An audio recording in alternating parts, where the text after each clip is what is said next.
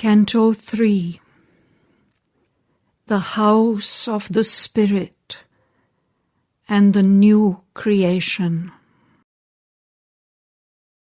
As one who sets his sail towards mysteried shores, driven through huge oceans by the breath of God, the fathomless below, the unknown around, his soul abandoned the blind star-field space. Afar from all that makes the measured world, plunging to hidden eternities, it withdrew back from mind's foaming surface to the vasts, voiceless within us, in omniscient sleep. Above the imperfect reach of word and thought, beyond the sight that seeks support of form, lost in deep tracts of superconscient light, or voyaging in blank, featureless nothingness, soul in the trackless, incommensurable, or past not self and selflessness, transgressing the dream shores of conscious mind, he reached at last his sempiternal base. On sorrowless heights no winging cry disturbs, pure and untouched above this mortal play is spread the spirit's hushed immobile air. There no beginning is, and there no end. There is the stable force of all that moves. There the aeonic labourer is at rest. There turns no keyed creation in the void, no giant mechanism watched by a soul. There creaks no fate-turned huge machinery. The marriage of evil with good within one breast.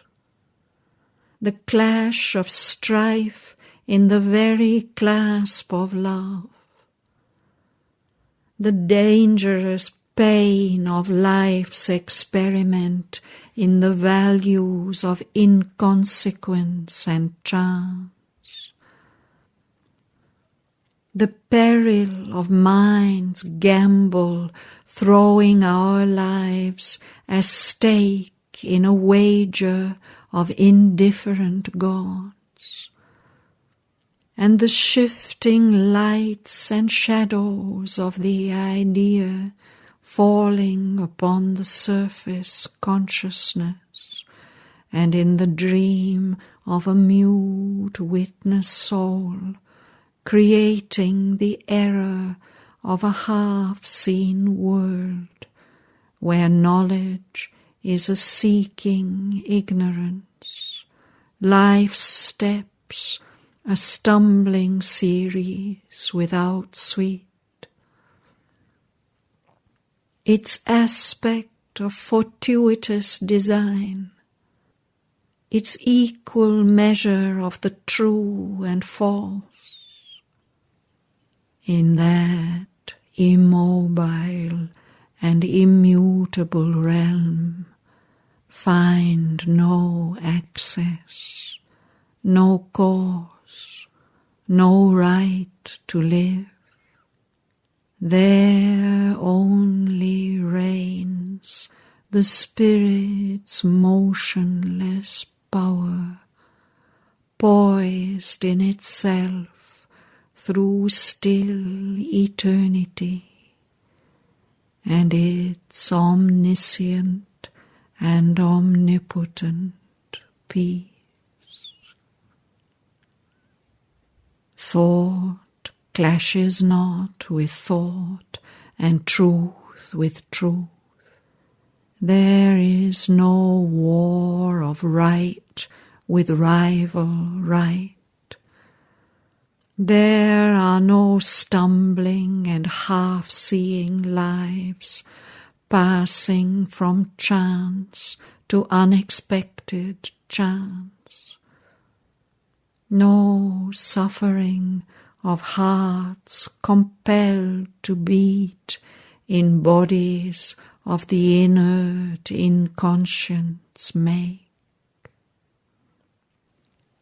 Armed with the immune, occult, unsinking fire, the guardians of eternity keep its law forever fixed upon truth's giant base in her magnificent and termless home. There nature on her dumb spiritual couch, immutably transcendent, knows her source, and to the stir of multitudinous worlds assents unmoved in a perpetual calm. All causing, all sustaining and aloof, the witness looks from his unshaken poise, an eye immense regarding all things done. Apart, at peace above creation's stir, immersed in the eternal altitudes, he abode defended in his shoreless self, companioned only by the all-seeing One. A mind too mighty to be bound by thought, a life too boundless for the play in space, a soul without borders, unconvinced of time. He felt the extinction of the world's long pain. He became the unborn self that never dies.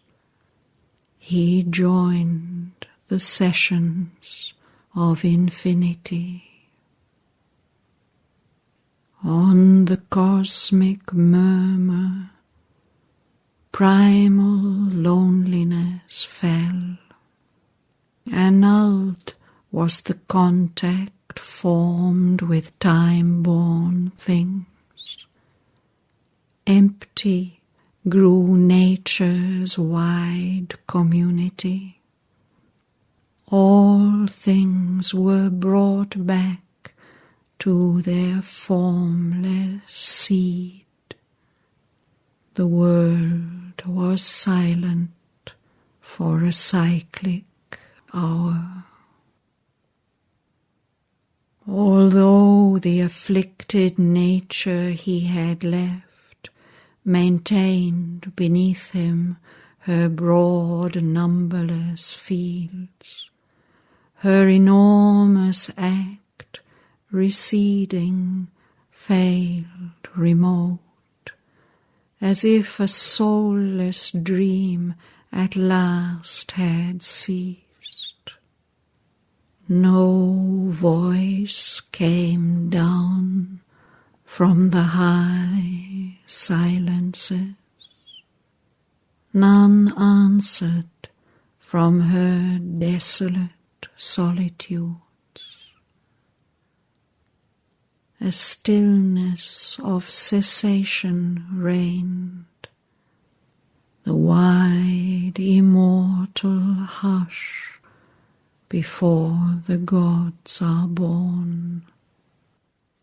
A universal force awaited mute the veiled transcendence ultimate decree.